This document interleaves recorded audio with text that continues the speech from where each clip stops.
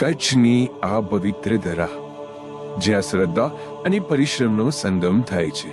નખત્રાણાના આંગણે શોભતું આ લક્ષ્મીનારાયણ ભગવાનનું મંદિર માત્ર ઈંટો અને પથ્થરનું બાંધકામ નથી, પણ આપણા પૂર્વજોના અજય મનોબળ અને અતૂટ એકતાનો જીવંત સ્મારક છે. આજે આપણે એ ઇતિહાસના પાના ખોલવા જઈ રહ્યા છીએ જે લખાયો છે પરસેવાની શાહીથી અને નિષ્ઠાના અક્ષરોથી.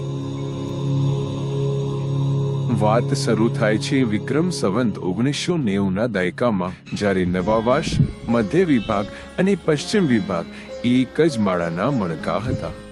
ત્યારથી જ સામાજિક એકતાનો પાયો નખાયો હતો. એ દિવસોમાં સંપ એ જ આપણો ધર્મ હતો અને ભાઈચારો એ જ આપણી ઓળખ. તહેવાર ગમે તે હોય, પણ ઉત્સાહ આખા ગામનો એક જ રહેતો. છેવટે વિક્રમ સંવત 1999માં પશ્ચિમ વિભાગના સમાજે વ્યવસ્થાના ભાગરૂપે એક અલગ અને સ્વતંત્ર વટવૃક્ષ તરીકે વિકાસ કરવાનું નક્કી કર્યું. પણ રસ્તો આસાન ન હતો. તે સમયે કચ્છમાં જાગીરદારી પ્રથા અમલમાં હતી. સામાજિક અને ધાર્મિક કાર્યો માટે જમીન મેળવવા માટે તે સમયના રાજા સમક્ષ વિનંતી કરવામાં આવી. આપણે મૂળભૂત રીતે ખેતી સાથે જોડાયેલા ખમીરવંતા પાટીદારો. શાસકોએ જમીન તો આપી, પણ એ જમીન પથરાળ ટેકરાઓ અને ઊંચા નીચા ડુંગરોથી ઘેરાયેલી હતી. કોઈ પણ સામાન્ય માણસ માટે ત્યાં નિર્માણ કાર્ય કરવું અશક્ય જેવું હતું. પરંતુ આ જમીન માંગનાર લોકો સામાન્ય ન હતા. એ મહેનતકશ ખેડૂત પુત્રો હતા, જેમણે ખેતરમાં હળ ચલાવીને ધરતીના પેટાળમાંથી અનાજ પકવ્યું હોય. એમના માટે ડુંગરો ખોદવા એ એક પડકાર હતો. જ્યાં પગ મૂકવો પણ મુશ્કેલ હતું, ત્યાં આપણા પૂર્વજોએ ડુંગરો ખોદવાના શ્રી ગણેશ કર્યા. કોઈ પણ મશીન નહીં, માત્ર હાથના પંજા અને હૈયાની હામ.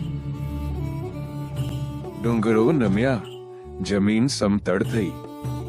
એ સમયગાળો જ્યારે આજના ભવ્ય શિખરોની કલ્પના હજી હૈયામાં હતી, ત્યારે પશ્ચિમ વિભાગના પાટીદારોએ ભક્તિનો પ્રથમ દીવો પ્રગટાવ્યો. કોઈ ભવ્ય પથ્થરો નહીં, પણ શ્રદ્ધાના જોરે એક નાનકડું લાકડાનું ઘર તૈયાર કરવામાં આવ્યું, જેને સમાજે પ્રેમથી મેળો કહીને ઓળખાવ્યો.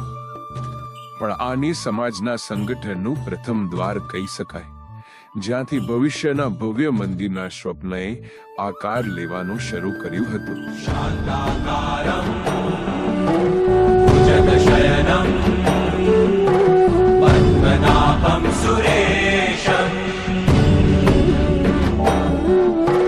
વિશ્વાધારમ ગગન સદૃશમ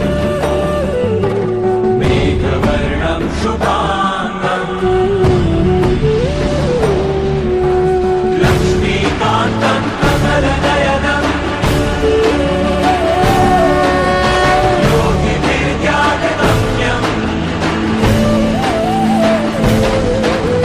વંદે વિષ્ણુ ભવભયહરમ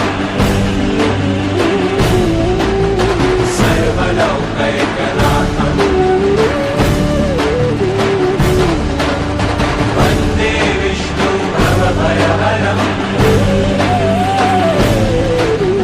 સર્વલૌકૈકનાથમ.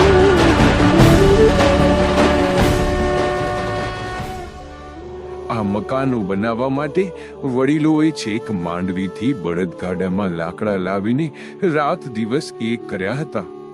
આપણા એ જીવકોના સંઘર્ષને કેમ ભૂલાય? તે સમયની સામાજિક વ્યવસ્થા અને પ્રથાઓ માત્ર નિયમો ન હતા, પણ પરસ્પર પ્રેમ અને સમાજ પ્રત્યેની જવાબદારીનું પ્રતિબિંબ હતા.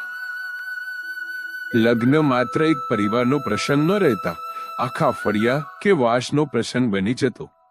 સમાજના વહીવટ અને વિકાસ કાર્યો અવિરત ચાલતા રહે તે માટે તે સમયે વર્ષે ₹1 લેવાની સુંદર વ્યવસ્થા હતી. તેમજ દીકરાના જન્મ પર ₹1 અને દીકરીના જન્મ પર 8 આના. આમ પરિવાર હોશે હોશે સમાજમાં ફાળો જમા પણ કરાવતા.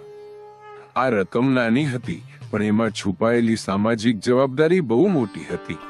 આ પ્રથાએ વાત સાબિત કરે છે કે તે સમયે પણ દરેક પ્રસંગે સમાજને યાદ રાખવાની પરંપરા હતી. આ જ સંસ્કારોએ આપણને જોડી રાખ્યા છે.